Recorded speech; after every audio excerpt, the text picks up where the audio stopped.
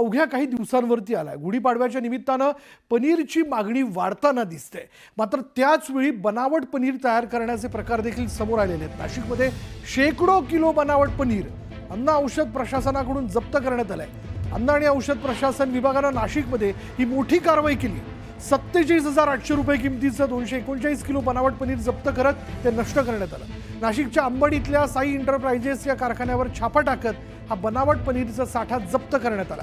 जप्त केलेलं पनीर निळी शाई टाकून नष्ट करण्यात आलं। विशेष म्हणजे काही दिवसांपूर्वी विधानसभेतही बनावट पनीरचा मुद्दा जोरदार गाजला होता आणि त्यानंतर आता पनीरचा हा बनावट साठा जप्त करण्यात आल्यानं ग्राहकांनी देखील तुमच्या ताटात बनावट पनीर तर नाही ना याची खातरजमा करावी।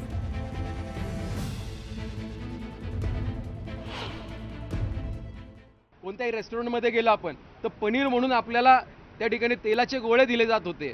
आता डिपार्टमेंट तात्काळ अधिसूचना काढणार आहे किंवा एक सर्क्युलर काढणार आहे आणि सगळे रेस्टॉरंट्स किंवा सगळे आस्थापना जे पनीरच्या नावाखाली ॲनालॉग चीज विकतात, ॲनालॉग चीज विकणं हे काही इल्लीगल नाही आहे, पण पनीर म्हणून विकणं इल्लीगल आहे। त्यामुळे हितनं पुढे प्रत्येक मेनू कार्डमध्ये त्यांना नमूद करावं लागणार आहे की हे पनीर असेल तर ते ओरिजिनल दुधापासून बनलेल्या पदार्थालाच ते पनीर बनवू शकतात किंवा त्यांना त्या ठिकाणी ॲनालॉग चीज लिहावं लागेल, म्हणजे ते तेलाचे गोळे आहेत हे सर्वसामान्य ग्राहकाला नक्कीच कळेल। त्याचबरोबर लूज सेल म्हणजे लूज सेल ऑफ पनीर पण अलाउड नाही आहे आणि लूज सेल ऑफ ॲनालॉग चीज हे सुद्धा केंद्राच्या नियमात बसत नाही। त्यामुळे ज्या ज्या ठिकाणी लूज सेल होतोय हा कसा थांबेल किंवा त्यांच्यावरती पहिली प्राधान्याने कारवाई केली जाईल। बातमी आता साताऱ्यात नाही। सातारा जिल्ह्यातील नागाठाणे काशिळ परिसरात वादळी वाऱ्यासह जोरदार पाऊस झाला। अनेक ठिकाणी वीज कोसळण्याच्या घटना घडल्याची माहिती मिळत असून या वाऱ्यामुळे शेतातील पिकांचं तसंच घरांचं सुद्धा नुकसान झालं असावं अशी शक्यता वर्तवण्यात येते। या पावसामुळे राष्ट्रीय महामार्गावरील वाहतूक सुद्धा काही काळ ठप्प झाली होती।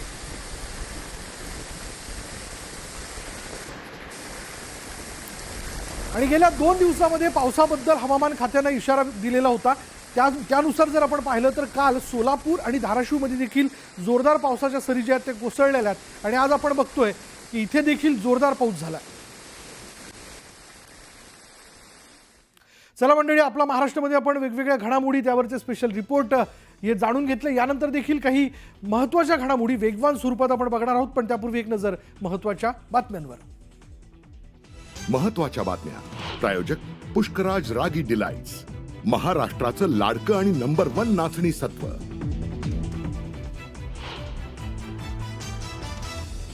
कुणाल कामरानं शिवसेनेला पुन्हा डिवचलं। शिवसैनिकांनी स्टुडिओच्या केलेल्या तोडफोडीवर नवं गाणं केलं पोस्ट। कोरटकरवर कोल्हापूर कोर्टाबाहेर 2 शिवप्रेमींकडून हल्ल्याचा प्रयत्न, तर आक्षेपार्ह वक्तव्य आणि धमकी प्रकरणी प्रशांत कोरटकरला 3 दिवसांची पोलीस कोठडी।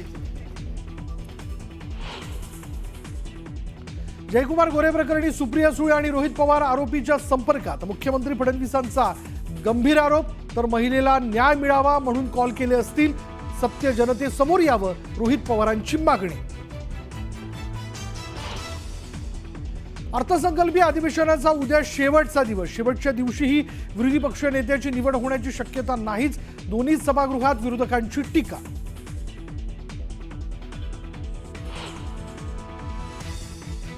तसा एक नेपाळी महाराष्ट्रात फिरतोय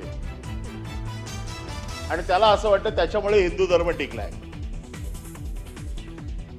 अनिल परब यांच्याकडनं नाव न घेता विधान परिषदेत हल्ला बोल, बाजूला बसलेले उद्धव ठाकरेही गालातल्या गालात हसले।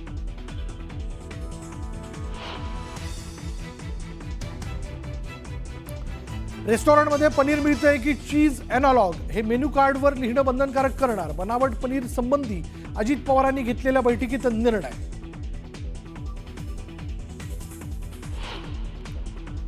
अन्नपदार्थात वारंवार भेसळ करणाऱ्यांवर मकोका लावण्याची मागणी, उपमुख्यमंत्री अजित पवारांचा दुजोरा, विक्रमसिंह पाचपुतेंची माहिती।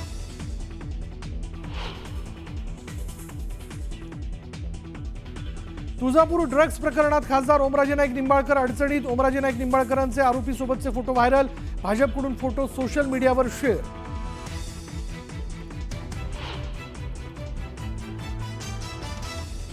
महिला बालविकास मंत्र्यांच्या जिल्ह्यातच 15,000 लाडक्या बहिणी ठरल्या अपात्र, तर 61 महिलांनी स्वतःहून अर्ज घेतले मागे।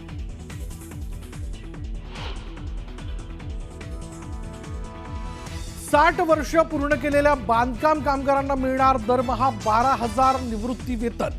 बांधकाम कामगारांसाठी सरकारची महत्त्वाची घोषणा.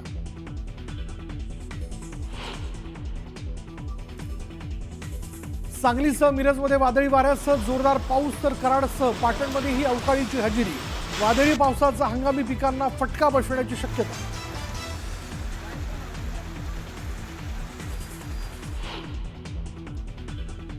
चला जाणून घेणार आहोत राज्यातल्या दिवसभरात घडलेल्या महत्त्वाच्या घडामोडी. अगदी झटपट सुरुवात करूया.